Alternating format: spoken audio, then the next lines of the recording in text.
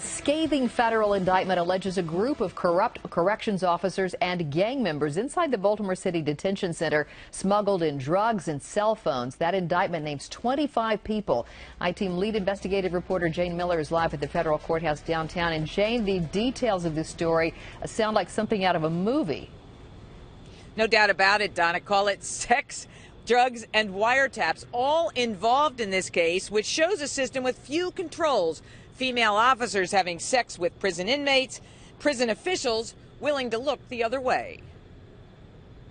Taxpayers pay the state to run the city's jails, but the federal indictment issued today reveals the extent to which the bad guys were in control. Inmate Tavon White, a leader of the Black Guerrilla family gang, was heard on a wiretap in January staking his claim. "This is my jail," he said. "I'm dead serious. I make every final call in this jail. Everything come to me. I am the law. My word is the law." White claims to make a nice profit, according to the indictment, selling smuggled drugs and phones. "My profit was $15,800 and something, or $16,800, $16,400, something. That ain't bad for a whole month." This case is insidious. This case is extremely serious. 13 female corrections officers are accused of smuggling banned items into the jails in return for money and sex. Corrections officer Kimberly Dennis on a wiretap. "There are some things I need to get done. My goal for this week is $2,000. I don't know where it's going to come from, but I'm going to make it happen." We need to be able to rely on people who are in law enforcement and associated with law enforcement to make sure that they're on our side and not the criminal side, and that's the most significant thing I think this case exposed.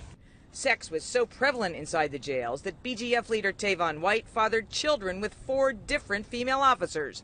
2 had his name tattooed on their bodies. Corrections officer Jennifer Owens was heard to say, "I understand you're stressed out because you're locked up, but I am too.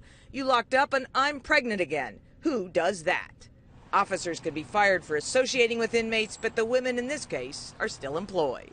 Were these women fired? Pardon? Were these women fired? The ones who are... No. They're in your institution having sex with the inmates. Right. Were they fired? No.